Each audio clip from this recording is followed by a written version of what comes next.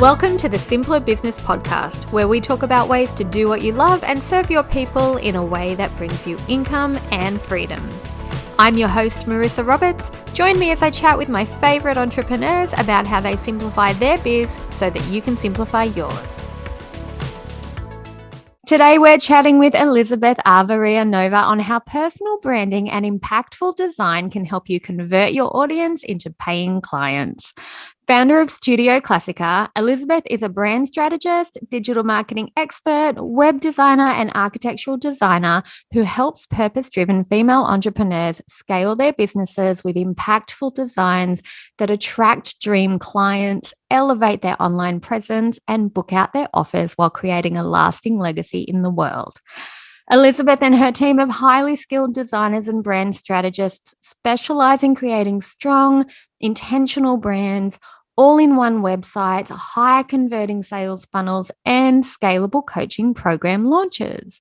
Elizabeth has helped numerous 6- and 7-figure coaches and women entrepreneurs elevate their online brands, streamline their behind-the-scenes business systems, and show up more confidently online for a more profitable, sustainable online business without the design or tech overwhelm. And I'm really, really excited to chat with Elizabeth today because I think branding and design are so powerful when it comes to taking your business to the next level. The right branding and design can help position you as an authority in your niche, boost your visibility, and give you that familiarity factor that goes on to help you build know, like, and trust, and a real connection, an authentic one with your audience. So, Elizabeth, welcome. I'm so excited to have you here today. Yeah, thank you so much. I'm excited to chat with you. I love the concept of design and branding, but I do not have a design bone in my body. Like, it's just, I'm so bad with colors and branding and website design and that sort of thing. So it's really nice to have an expert on the show because it's like, I know our listeners will get a lot out of our chat, but I personally will as well. So yeah, I'm really excited to jump in. Mm-hmm. Yeah, I mean, branding and design, it is something that's either a natural skill, but it can also be learned skill. And, as online entrepreneurs, you basically are faced with the task of, I need to figure that out, in one way or the other. True. And that can be really overwhelming too if you're not naturally talented at it or you haven't had any learning on it or experience with it. So I guess that's the first thing I want to ask you today is why do you think good branding and design are really, really important for entrepreneurs or online business owners or coaches? Why do you think it's so important to have your design and your branding done properly? Yeah, so it's absolutely essential in today's age when we are on our devices. We are connecting with people through the internet, through online, and we might not be meeting potential people that we work with in person. In fact, I don't think I've met anybody in person that I've worked with, right? So you have to build that relationship with your client. And how are you going to do that? It's going to be done primarily through your branding and design and building that really solid relationship with potential clients or once they become a client is a huge way of I think of building a successful online business because people hire you for you that they can go and find a design, they can go find hundreds of designers online, but they're going to choose you. So you're going to why are they going to choose you? And branding can really help communicate who you are, your personality, your values, and your vision, and what you do. It can really do it effectively. Yeah, that's a really good point. You were saying that, and at the time, while you were going through that, I was thinking about some of the people, the coaches that I've worked with in the past, or people who I've bought programs and courses off. And you're right, their website and their branding, whether it be just on their site or on their social media as well, it's like their branding was an extension of their personality, and it felt really authentic, like it matched up really well. Whereas people that I've kind of skipped over buying things in the past, I don't think they were bad coaches. I just think there was something missing and I couldn't pinpoint what it was. And maybe that's what it is, that sort of gap in the relationship, because I didn't feel so familiar with them. I didn't feel like I knew them, or when I saw them on like video, it didn't quite match up with what they look like on their website as far as like the air about them goes. And yeah, you're right. That's pretty powerful stuff when you think about it. Mm-hmm. Yeah, exactly. I have people that get on, sales calls that are like, I feel like I already know you. And I'm like, okay, great. That's But it's awesome. probably done through our website or through our photography and through our branding, all the pieces of it. Yeah, that's a really good point. All right. So for somebody like me who has no design skill, no talent, I love beautiful design. I love really good branding, but I just can't, I wouldn't even know where to start myself. And I bet a few of our listeners are the same. So how would you advise people get started with choosing their branding or their colors or their designs if they've never had any experience with it before? Yeah, it's a great question. And if you're at the start of your branding journey, let's say, and you're trying to figure out the branding, I can tell you, like, the fun thing is going to be choosing your colors and choosing your logo. But from a strategic point of view of somebody, like me in the brand strategy piece of it, I should say, you need to figure out your mission and your vision and your values and what are your big picture goals for the next 5 years. But when you're at the start, that might be really hard to figure out. And that's not, let's say, the fun stuff. Yeah. Fun stuff is choosing your colors, right? So, okay. So, I think you need to feel joy towards your business and you need to feel excitement towards your business, especially when you're getting started or your early stage and design is not your thing, but you need to feel excited about your business because that's going to help you show up more confidently. And gradually you'll get the experience and you'll get that more like strategic piece of, okay, now I can figure out my mission and vision and all this big stuff, which is super important for your marketing efforts and your long-term business success. But yeah, if you're just getting started, okay. I love a good exercise in Pinterest. It's, some people don't like, some brand strategists are like, that's a waste of your time, but some like it. But so I can tell you, dive into Pinterest. And there's a great little exercise you can do, which is going to help you figure out this fun part of your brand, the visual side of it. So go into Pinterest and, it's quite easy, but start to look around and like save things that feel like an extension of you and save things you like. So this can be like architecture, interior design, photography. It can also include color palettes, like actual color palettes you like. It could include mood boards, which in mood boards is already a collection of, inspiration images. So you go to Pinterest, you can type like feminine color palettes or beach vibe mood board, if depending who you are, what you like. And you should start to see a pattern. You can spend about not more than an hour, but you can easily spend much longer than that. But Yeah. you will start to see a pattern of your personality. And the goal is really just capture your personality and what you like, but also, you do need to relate it to who are you trying to help in your business? Who are you trying to serve? Yeah. And, if you're a really simple example, if you're working with like corporate clients, maybe this feminine soft style might not be appropriate to attract those clients, depending. So you have to think who you're helping, but also who you are. And this branding will help bridge that. That's a really good point because I'm like, yep, it's got to be all about you. But you're right. If you've got a particular client in mind, then part of it is projecting that image of somebody that they're going to be comfortable hiring sort of thing and making them feel like they've found like the place that they were looking for when they stumble across you. So that's a really good point. So you've got to think in terms of you and your potential perfect clients, really. Yeah, absolutely. Yeah. Take in consideration, who is that number one person you are aiming to help? Yeah. And again, if you're at the early stage of business and you're not really sure, you just choose one and stick with it. I always say 6 months, stick with it. And if it starts to work, great. If it doesn't work, you can, pivot and shift. So I feel like that takes the pressure off, which is really, really good. So it's not like you pick one design and you have to stay the same for the whole of your career, right? There's room to be flexible. There's room to kind of come into your own and tweak over time. Yes, absolutely. I think you can evolve your brand. Absolutely. And, the thing is, don't do the opposite where you change your colors and change your branding every week. So I don't recommend that. Yeah, actually, you're right. Because now no one's going to recognize you then if you change it too often. Yeah. I think the first time I ever kind of settled on colors that felt like me and that felt like my business, I just knew though. And I think once you actually get there, it's definitely worth the journey of discovering it. I love how you said go on Pinterest because for me, if I'm doing something that I'm not naturally good at, I have to find a way to enjoy it. Otherwise, I'm just going to procrastinate forever. And Pinterest, I mean, really, if that's my homework, if that's my activity, I am happy to do it. Yeah, it's a great homework. So do you find that you do that with your clients one-on-one too, or do you do mood boards with them personally, or do you kind of like say, yep, go to Pinterest and get inspiration and then come back from there? Is it kind of like a pathway that they follow? Well, yeah, it's a pathway, but then we take it much farther. Like when we're actually working one-to-one with a client, the Pinterest is a great great exercise. But then from there, it's my job to dive deeper in that. And so that helps me learn their personality and what the reflection they have of themselves.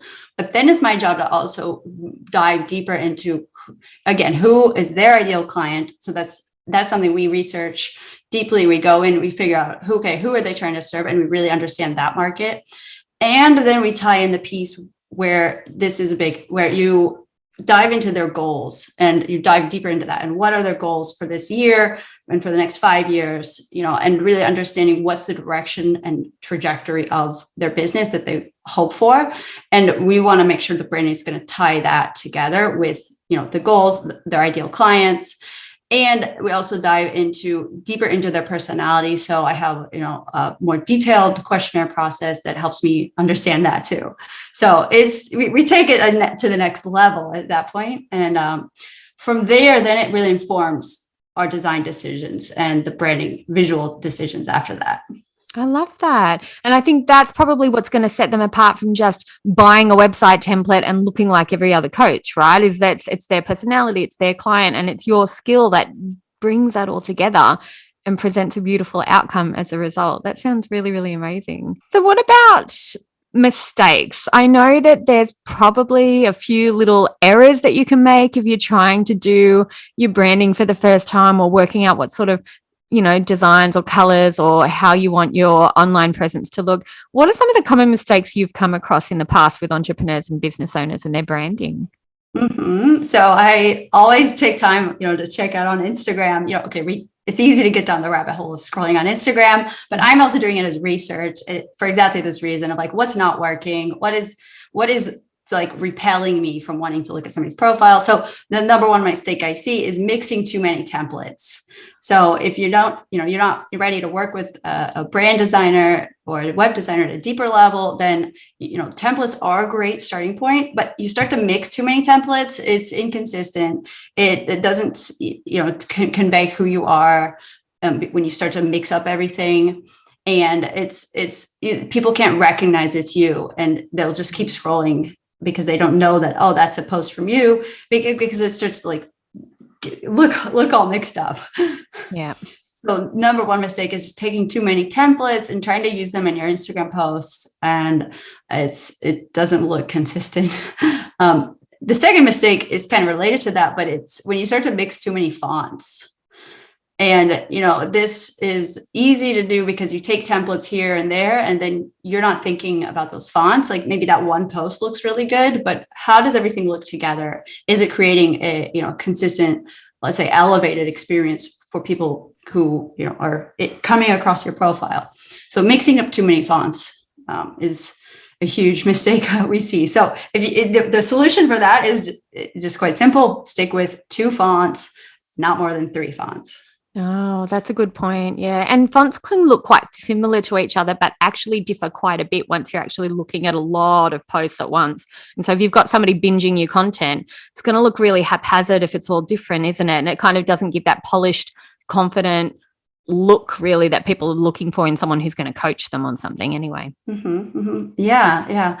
And then another mistake I see is not, it's not so much a mistake, but it's not thinking that this is important, but your photography. So, we take selfies or we take a lot of DIY photos, but your photography is so important. And if you're going to invest in something, brand photography, like hiring a photographer for a photo shoot, mm-hmm. It's, to me at the beginning of my business, I was like, oh man, I would never do that. Like that's only for like a whole nother level that I don't even imagine. But like eventually I got over that, and like I got the brand photography, and it was a huge game changer because I felt more confident. I started like showing up more on Instagram, and I was like not afraid of putting my photo out there and saying, hey, I'm a designer. Hey, you can, hire me, you get so much more confidence with brand photography. So it's not so much a mistake, but just either, not thinking that that's important or not, or not wanting to invest in that can be a huge starting point for your business, to take it, to attract higher quality and higher paying clients. Yeah, and I'm glad you mentioned that, because I know a lot of people are like, oh, I know design's important, but I'll invest in it when I've got the money for it. And I'm like, I really think it's the other way around. I think when you invest in it, you get your money back straight away, because you look so professional and you look like an authority and the expert that you are, because, it's like, yeah, the first time I ever got a proper photo shoot, my bookings, my speaking gigs, my course sales just practically doubled within a matter of days and weeks. And I was amazed at the difference. And I was really like, is it really the photos? Is it really? Yeah, it really, really was. People kept consistently saying, like, my clients were like, yeah, as soon as I found you, I knew exactly what I was looking for. You looked friendly and approachable. I knew I was going to get a professional result. And I was like, really? You got that from a photo? But it was the vibe that they got. And then when they talked to me, I kind of matched it because I knew what I was talking about. So the photos, that's a genius idea. And I really recommend people do it, because I think that's the key, isn't it? If you've got good branding and good photos, people don't hesitate when it comes to investing in you for your coaching and your teaching as well.